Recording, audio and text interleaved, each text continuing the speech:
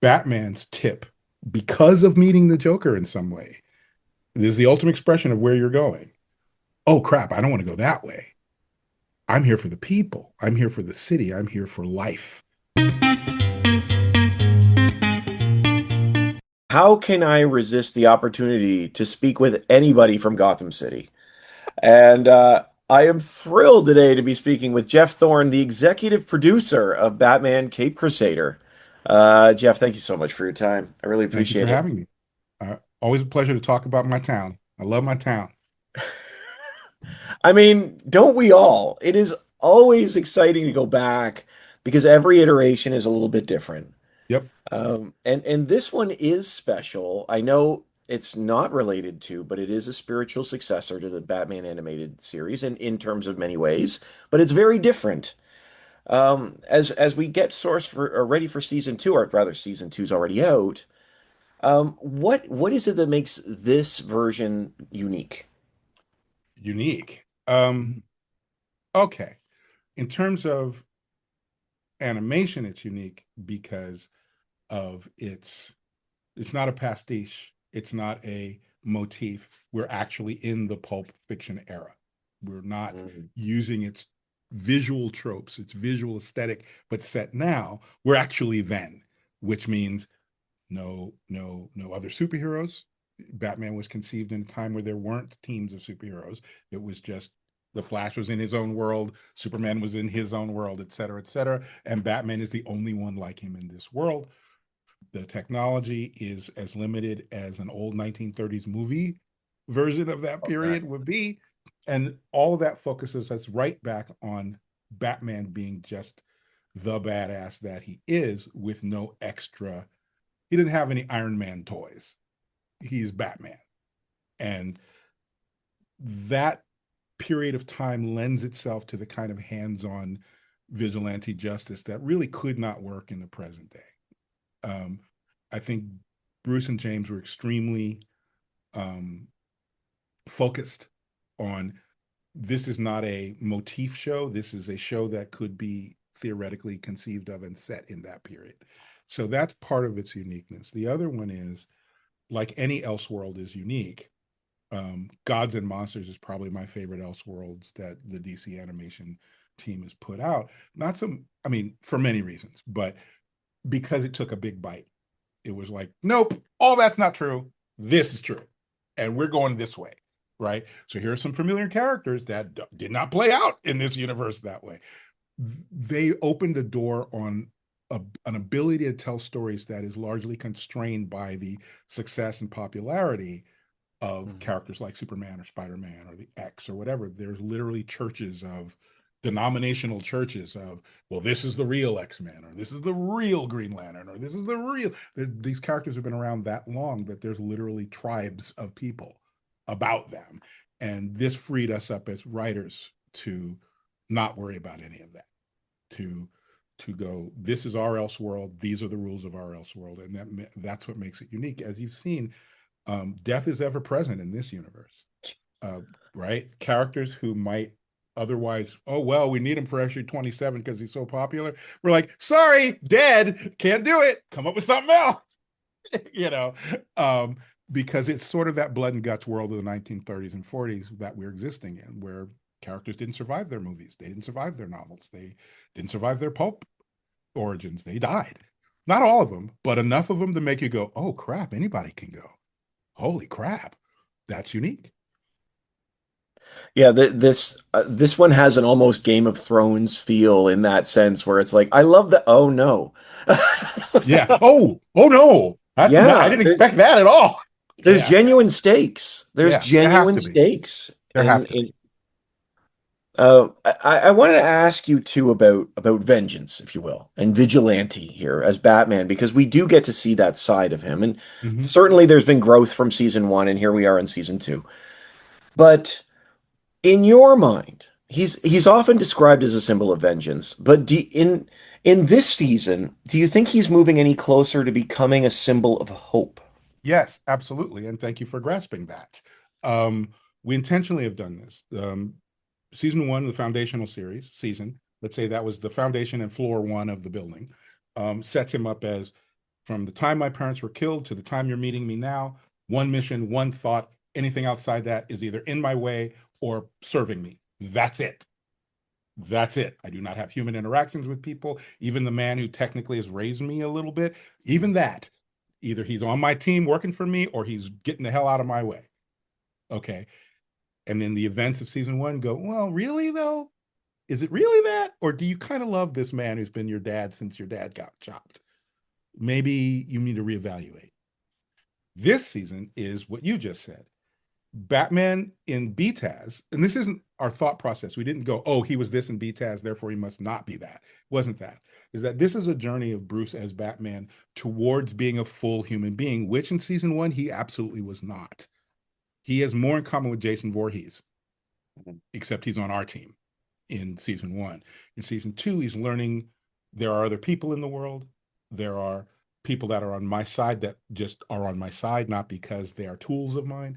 And as you point out, in the final episode, it's come up in recent conversation, which it hadn't in any time before with interviewers, that he has one line which I think a lot of fans so far have glossed over.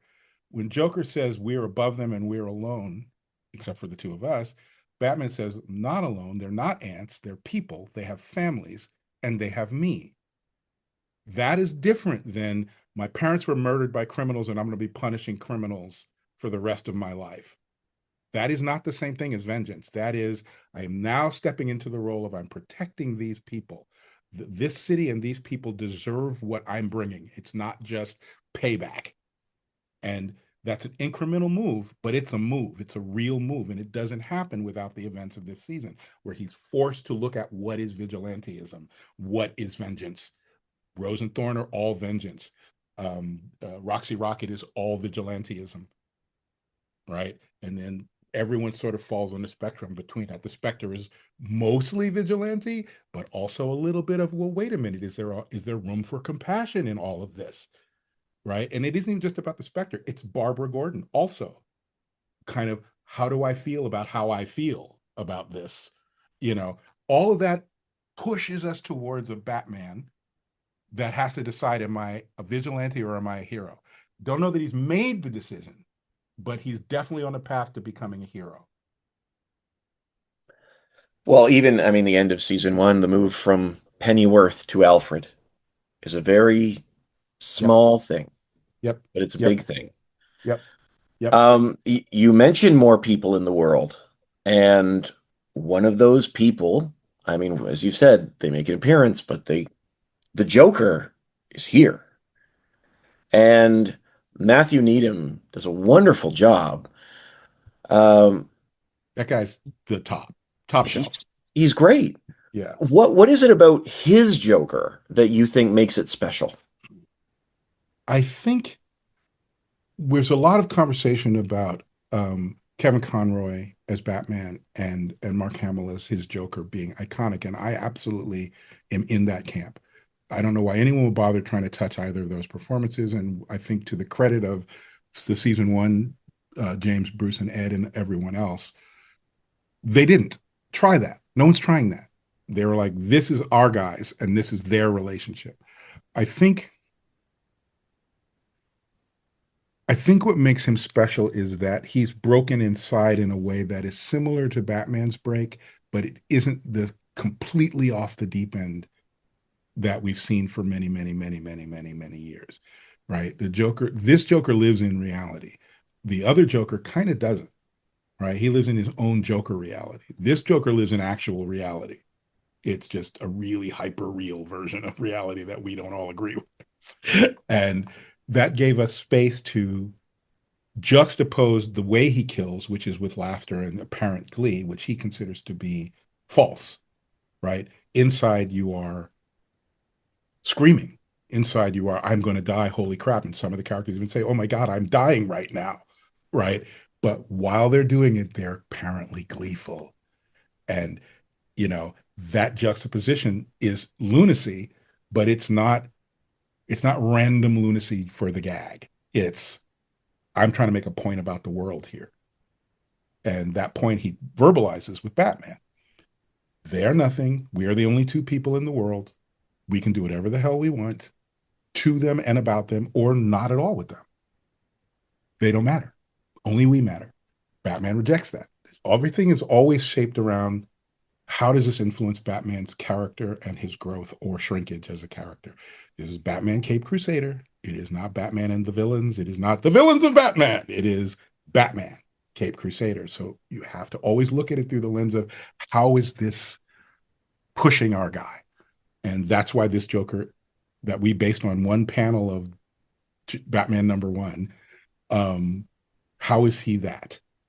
And so that shaped every other aspect. And then getting Mr. Needham, he came in and just right, like he's the top shelf.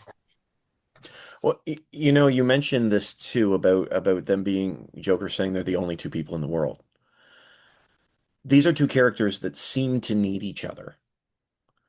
And you know, the for lack of a better term, the yin to each other's yang and whatnot. We've seen that through countless iterations, but what is it about the Joker that Batman needs uh to become that hero and push his character further? I think in every case, and you've seen it again in the comics and in the shows, it's now become almost a cliche, the idea of you had one bad day and it tips you in this direction, right? I think Joker in our universe is a cautionary tale. Joker is in some ways the ultimate expression of where Batman's going if he doesn't learn about people and how to be one, right? The Joker went exactly the opposite way. He's like, I started out trying to be like you. He even says, I used to be like you in our version. He says, I was you once upon a time. And then something happened. We don't say what it was that caused him to tip into this guy, right? But his tip is people no longer matter to me. They are ants burning, fireflies burning. I don't care, right? Batman's tip, because of meeting the Joker in some way, this is the ultimate expression of where you're going. Oh crap, I don't want to go that way. I'm here for the people. I'm here for the city. I'm here for life, essentially. I'm not on a death spiral. He needs the Joker's opposition because, as much as he would never admit it, the Joker is kind of right in some ways. You do place Mm. yourself above. You are not paying any attention to laws. You do not care about social rules or norms. You're doing whatever the hell you want to do as you see it as just, which means you're on the path that I'm at the end of, right? I am the ultimate expression of you. So just cut to the chase and just be me together, right? So without that, does Batman make that, without being horrified by meeting the Joker, does he become the Joker? There's a version that says yes. If he never meets this guy, there's no reason for Bruce to not ultimately go, the world is a bleak, ugly place, and I don't care anymore. But by meeting him now, he was averted, and now he can become the hero we all want him to be. So that's why and the Joker needs someone to freaking kill him because he needs to go.